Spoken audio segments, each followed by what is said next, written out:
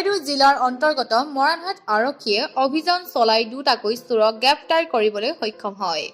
উল্লেখ্য যে মৰাণহাট আৰক্ষী থানাৰ অন্তৰ্গত বহুকেই নামঘৰত চোৰে লুটপাট কৰি এক প্ৰকাৰে আৰক্ষীক নিৰ্ধাৰণ কৰিছিল। যোৱাকালি মৰাণহাট আৰক্ষী থানাৰ ভাৰপ্ৰাপ্ত আৰক্ষী বিষয়া অতুল পাটৰৰ নেতৃত্বত সাজোৱা বৰ লাইনত অভিযান চলাই ৰাজা কুৰ্মী 19 বছৰ আৰু অচিত তাঁতী 20 বছৰক গ্ৰেপ্তাৰ কৰাৰ লগতে চুৰি সামগ্ৰীসমূহ উদ্ধাৰ কৰিবলৈ সক্ষম হয়।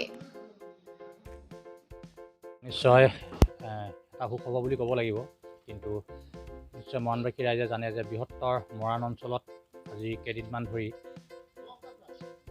মৰাণৰ আশে পাশে থকা বহু নামঘৰত চুৰি কাৰ্য সংঘটিত হৈছে, যিটো অসমীয়াৰ জাতিৰ যি স্বাভিমানক আঘাত দি পিনে তেনেকুৱা ধৰণৰ এইখিনি মানুহে কৰি আছিলে। আৰু ইতিমধ্যে আমাৰ যি হেলাগাঁও টিখৰাই তিনিআলি নামঘৰ, সেই নামঘৰটো চুৰ হৈছিলে। আৰু মৰাণহাট আৰক্ষী থানাই অন্তৰ্গত প্ৰায়কেইটা নামঘৰ আৰু মৰাণহাট আৰক্ষী থানাই চুৰ হোৱা দিন ধৰি আচলতে তদন্ত কৰি আছিলে। আৰু তদন্ত কৰি যোৱাকালি কিছু সামগ্ৰী পাইছোঁ বুলি কৈছে যে ক'ৰবাৰ হাবিৰ মাজত পুতি থৈছিলে, সেইখিনি উদ্ধাৰ কৰিছে। আৰু এইখিনি আমাৰ নিজৰ নামঘৰৰ বস্তু হয় বুলি চিনি পাইছোঁ, বাতি চাতিখিনি, কাঁহী বাতিখিনি। গতিকে নামঘৰটোৰ পৰা প্ৰায় 50-60 হাজাৰ বস্তু চুৰ হৈছিলে। বাকী বস্তুবিলাক এই চুৰকেইজনে কি কৰিলে, এই বস্তুটো মই আপোনালোকৰ সংবাদ মাধ্যমৰ যোগেদি মৰাণহাট আৰক্ষী থানাৰ ভাৰপ্ৰাপ্ত বিষয়া বা চক্ৰৰ পৰিদৰ্শক মহোদয়ক যে অনুৰোধ জনাইছোঁ, এটা উচিত আৰু সঠিক তদন্ত কৰি পিনে এনেকুৱা ধৰণৰ যে আমাৰ নামঘৰবিলাকত যে চুৰি কাৰ্য হৈ আছে, এই কাৰ্যবোৰ নহ'বৰ কাৰণে তেওঁলোকক সোধা পোছা কৰি এৰি দিলেই বা জেললৈ পঠিয়ালেই আচলতে তাত সমস্যাটো সমাধান হ'ব বুলি মই নাভাবোঁ। ইয়াত কোন ৰৌ বোৱালি জড়িত হৈ আছে, কাৰণ ল'ৰাকেইটা দেখিছোঁ মই সৰু ল'ৰা। যোৱা কিছুদিনৰ পৰা মৰাণহাট থানা এলেকাৰ বিভিন্ন নামঘৰ আৰু অন্যান্য ধৰ্মীয় প্ৰতিষ্ঠানত কিছুমান অচিনাক্ত দুৰ্বৃত্তই চুৰিৰ দৰে অপকৰ্ম সংঘটিত কৰি আছিল।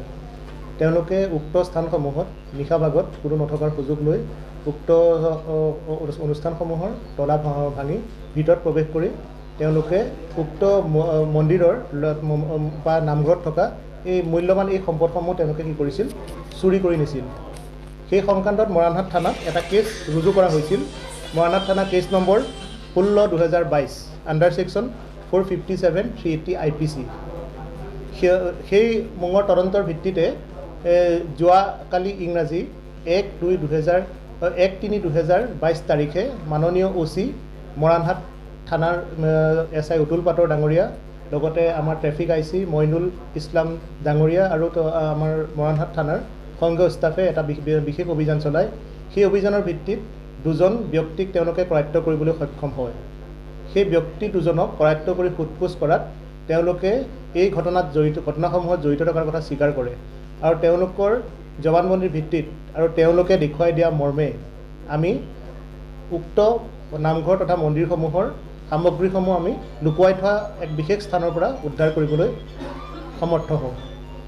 আৰু কোন নামঘৰৰ সামগ্ৰী গম পাইছে? নামঘৰসমূহ আছিল আমাৰ কেইদিনমান আগৰ এটা নামঘৰ আছিল, আমাৰ টিখৰাই তিনিআলিৰ এটা নামঘৰ আছিল, আৰু অইলৰ কেম্পাছৰ তাৰ এটা নামঘৰ আছিল, আৰু তেনেকৈ কেইবাটাও নামঘৰ তেওঁলোকে কৈছে।